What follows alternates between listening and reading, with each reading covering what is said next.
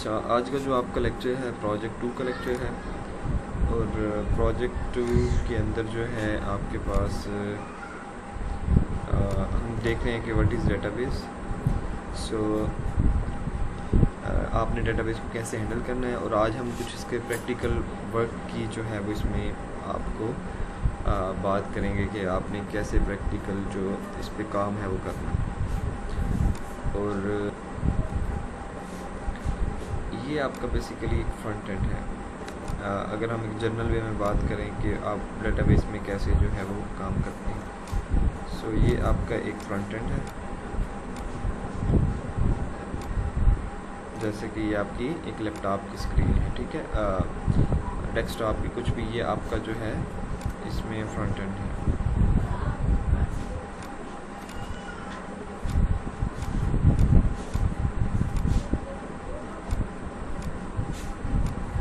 Front end जो कि आपके ब्राउज़र साइट पे आपको नज़र आ रहा होता है, ठीक है। और फिर हम बात करते हैं, हम दूसरी साइड की जानिब बात करते हैं कि ये जो है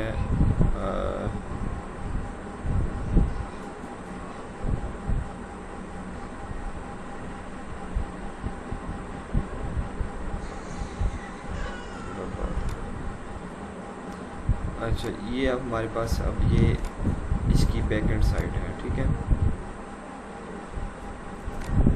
ये इसकी बैक एंड साइड है। और लिखते हैं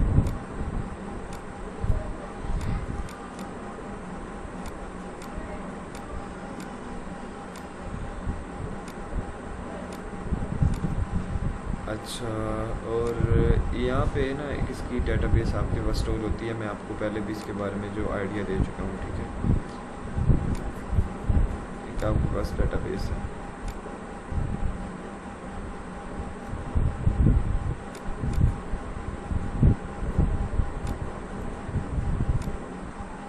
समझ लें आपके पास जो है ये डिफरेंट टाइप्स ऑफ डाटा यहाँ पे स्टोर है।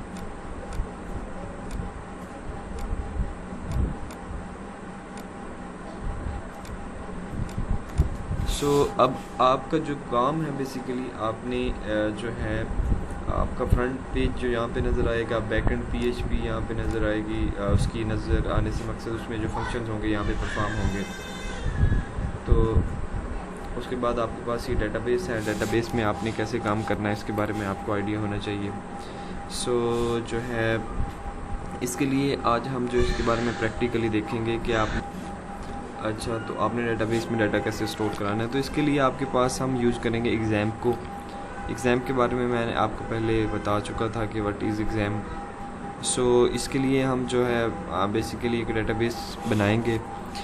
एक प्रैक्टिकली भी आपको मैं करके दिखाऊंगा, और आपकी जूम क्लास में भी हम इसको डिस्कस करेंगे कि what is exam and how you can make it database from using exam, ठीक है। आप एग्ज़ाम को यूज़ करते हुए डेटाबेस को जो है वो कैसे बना सकते हैं। सो यहाँ पे आपको सिर्फ इस बात की समझ ये आनी चाहिए कि व्हाट इज़ एग्ज़ाम एंड आपने उसको कैसे इंस्टॉल करना है, और ये वाली सारी चीज़ें जो है आपके पहले लेक्चर्स में भी डिफ़ाइन हैं।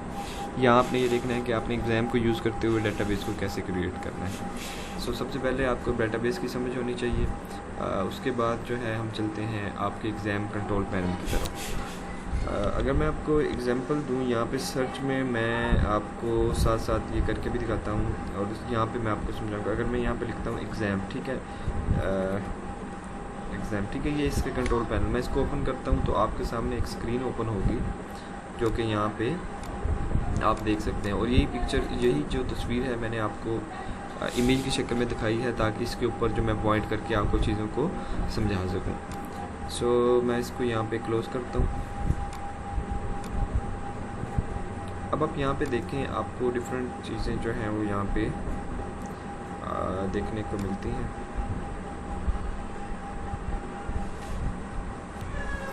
अब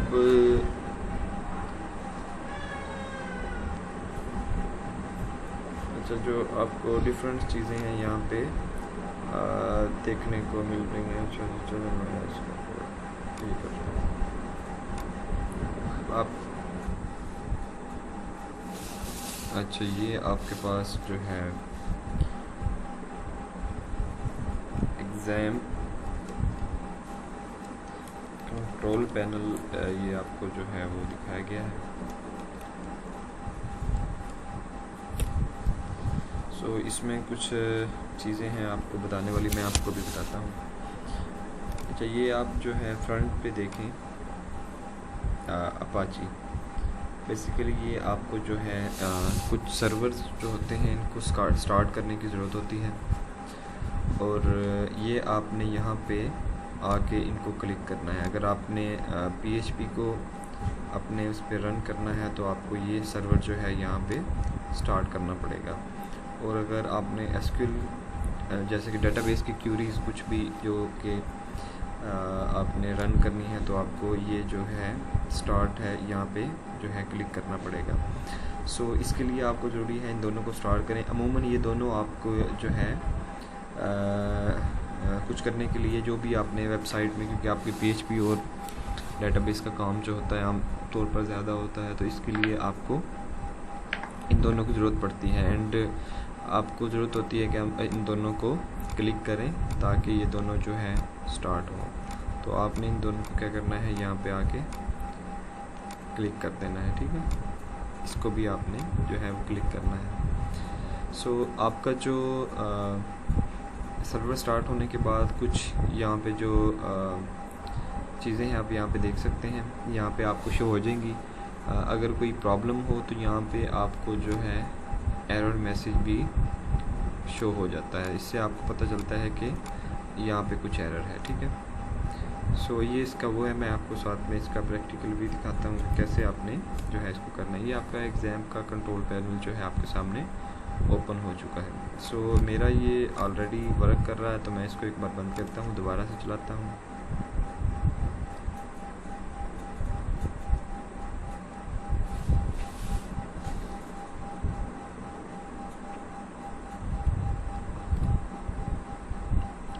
ये जो है अब आपके सामने जो नज़र आ चुका है आपको।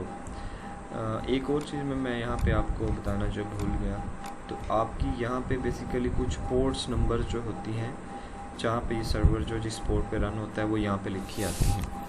अगर आपका कुछ ऐसा प्रॉब्लम हो कि कुछ जो है कुछ एरर आए, तो मे बी कोई पोर्ट का इशू भी हो सकता है। अगर कोई आपका ऐसा एरर हो तो उसको आप पोर्ट चेंज करके एरर को जो है रिमूव कर सकते हैं, ठीक है। अब यहाँ पे मैं दोनों को जो है स्टार्ट करता हूँ। आप यहाँ पे देख सकते हैं कि 80443 पे जो हमारा अपाची का सर्वर जो है वो रन हुआ है, और 3006 पे जो है हमारा जो MySQL का जो है वो यहाँ पे रन हुआ है। तो आप यहाँ पे देख सकते हैं आपकी जो सर्वर हैं ये दोनों स्टार्ट हो चुके हैं। अब आपने इसके एडमिन की तरफ जाना है ताकि हम इसको मज़ीद जो है देख सकें, ठीक है। और ये आप यहाँ पे देख सकते हैं, यहाँ पे कुछ कॉन्फ़िगर हैं, कुछ आपने कोई चीज़ जिसमें कुछ चेंज करनी हो, कुछ पोर्ट शोर्ट के बारे में या जो भी कुछ, तो यहाँ से आप करेंगे। और यहाँ पे जो है आपके एडमिन्स हैं, आप यहाँ पे इस पर क्लिक करके जो है अपनी साइट के जो डेटाबेस को हैंडल करने के लिए, डेटाबेस बनाने के लिए जो आपको MySQL जो वहाँ पे आपको एम्बेडेड है इसके अंदर, आप वहाँ पे उसके ऊपर जंप कर सकते हैं।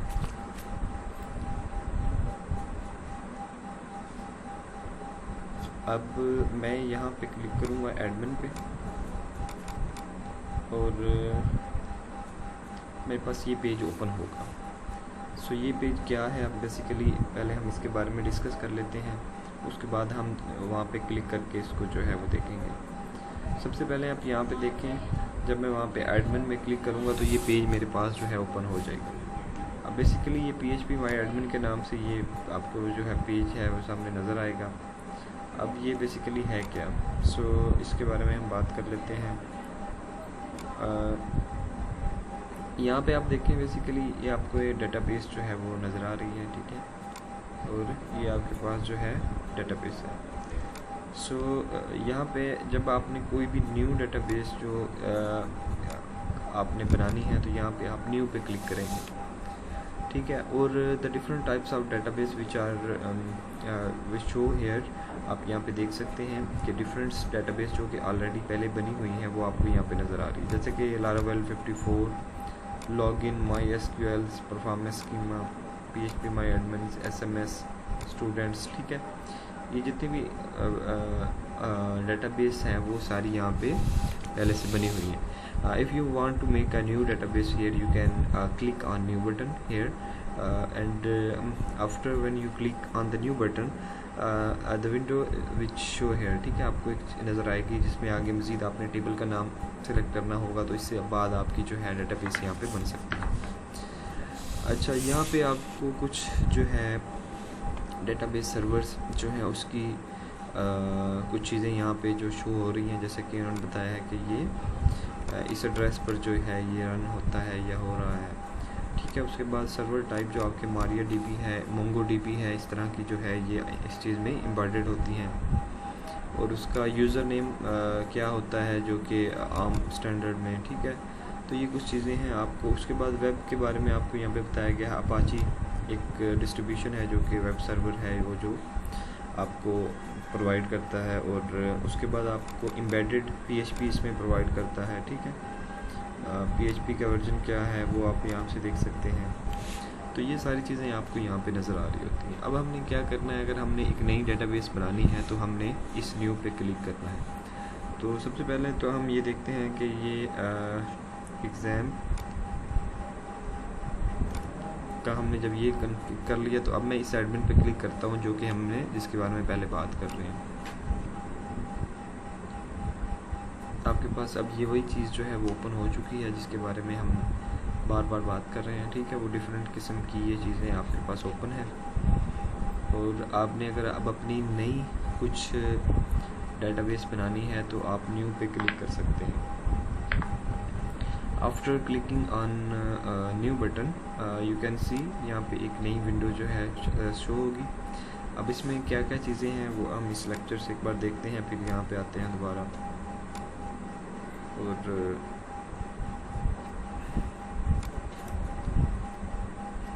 अच्छा, ये अब मैंने जब उसके अगर न्यू पे क्लिक किया तो आपको ये विंडो शो हो चुकी है। अब यहाँ पे क्या है, ये बेसिकली क्रिएटेड डेटाबेस आपको नज़र आ रहा है। अब यहाँ पे आपने अपने डेटाबेस का जो नेम है वो पुट करना है। For example, I want to make a database about the university student, so I write here student, ठीक है। फॉर एग्जांपल मैं यहाँ पे आप लिख देता हूँ कि मैं इसको स्टूडेंट डिक्लेयर करता हूँ, STUDENT,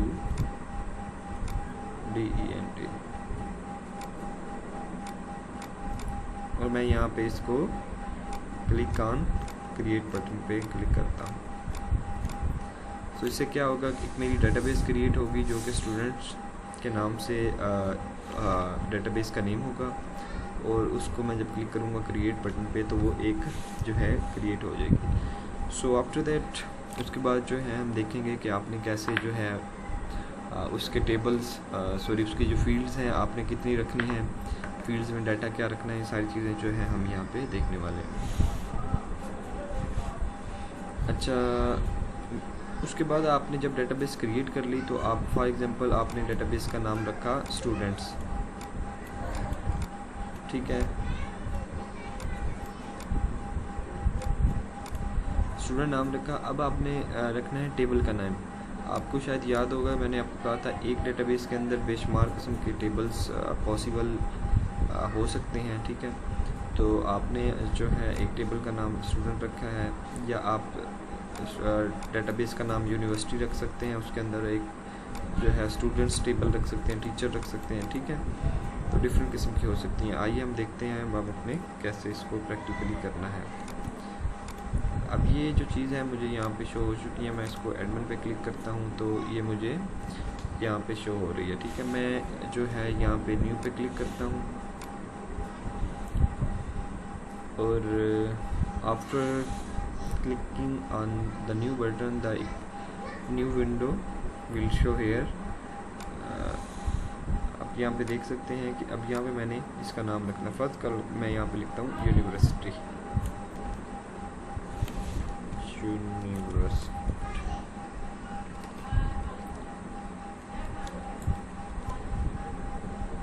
फर्स्ट, ठीक है। और मैं यहाँ इसको क्रिएट करता हूँ। अब एक यूनिवर्सिटी की यहाँ पे जो है वो डेटाबेस आप यहाँ पे देख सकते हैं क्रिएट हो चुकी है। अब मैं इसके टेबल का नाम रखता हूँ स्टूडेंट्स, ठीक है। और बेसिकली यहाँ पे मैं आपको लेक्चर में दिखाता हूँ। यहाँ पे आपने जो है टेबल का नेम रखना है। फॉर एग्जांपल मैंने यहाँ पे लिखा है स्टूडेंट,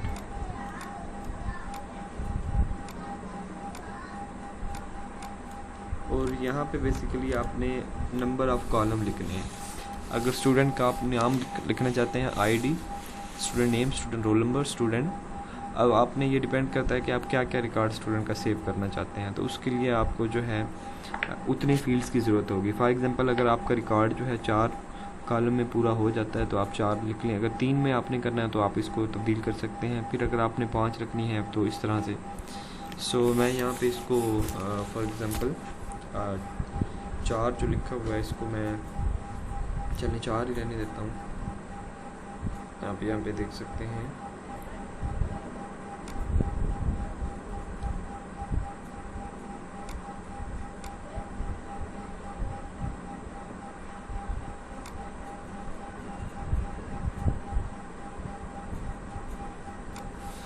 अच्छा, ये मैंने स्टूडेंट किया और इसको अब मैंने यहाँ पे गो का एक ऑप्शन है, इस पर क्लिक कर देना है, ठीक है। अब यहाँ पे आप देख सकते हैं कि डिफरेंट टाइप्स ऑफ चीज़ें यहाँ पे आपको शो हो रही हैं। और मैं इसको आपको दिखाता हूँ कि लेक्चर में कि हमने इसको कैसे हैंडल करना है।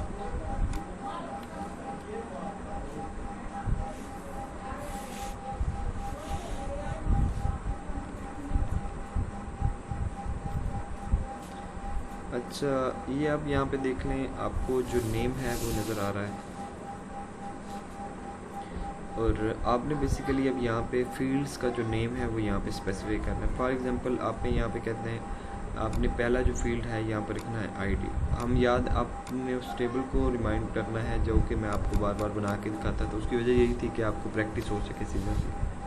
अब यहाँ पे मैं लिखता हूँ आईडी और मैं टाइप इसकी लिखूँगा। आईडी को मैं यहाँ पे सेलेक्ट करूँगा। अब ये इंट है या टेक्स्ट है या वारचार है या डिफरेंट टाइप्स ऑफ जो भी चीज़ है आपने यहाँ पे इसको लिखनी है। फिर आप इसकी लेंथ करेंगे कि इस आईडी की लेंथ कितनी होनी चाहिए, ठीक है। और फिर आगे कुछ ये चीज़ें हैं जो कि आप इसको मज़ीद जो देख सकते हैं, ठीक है। इसी तरह अगर मैं यहाँ पे स्टूडेंट का नेम रखना चाहता हूँ तो मैं यहाँ पे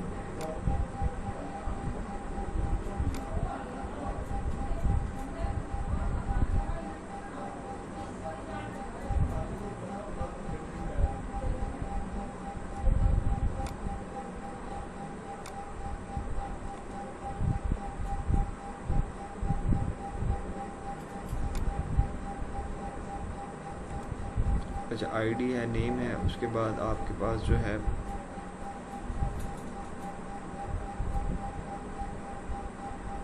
आईडी है, नेम है, फिर आपने लिखा है रोल नंबर, आप इसको लिख लें।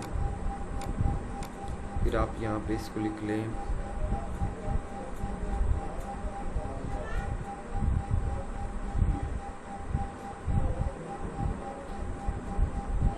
नेम है, रोल नंबर है, और फिर आप इसके मार्क्स लिख लें, ठीक है।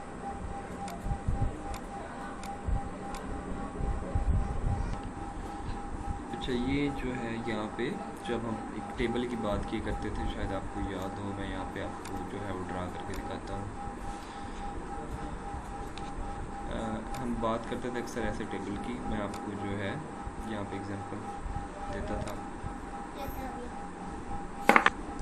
तो मैं यहाँ पे जो है आपको बताता था कि ये आपके पास एक टेबल है, तो उसके बीच में आपको यहाँ पे कुछ टेबल्स नज़र आते थे। जैसे कि यहाँ पे मैं कहता था कि this is ID and this is name, this is roll number. So basically ये वही सारी चीज़ें हैं जो कि यहाँ पे हम जो लिख रहे हैं, ठीक है। ये सब आपने करने के बाद उसकी आगे लेंथ सेलेक्ट करनी है। अब मैं ये चीज़ आपको दिखाता हूँ प्रैक्टिकली।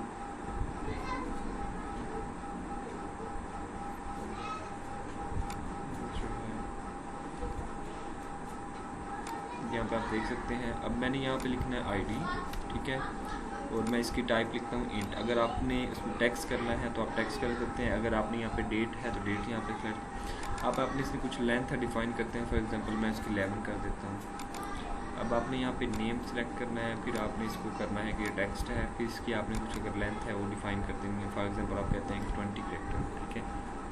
फिर आपने यहाँ पे क्या करना है कि उसका रोल नंबर, अब रोल नंबर अगर आपने इसको कुछ रख दें, टेक्स्ट में रख दें, ठीक है।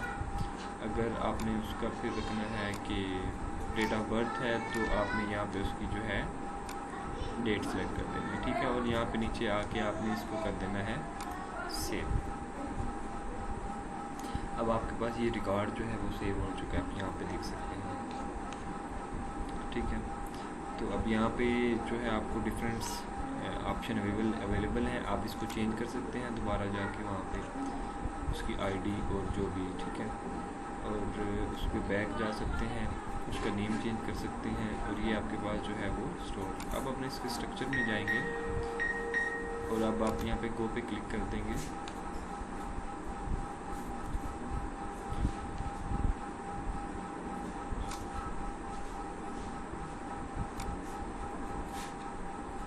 ठीक है, ये आपके पास जो है रिकॉर्ड आ चुका है।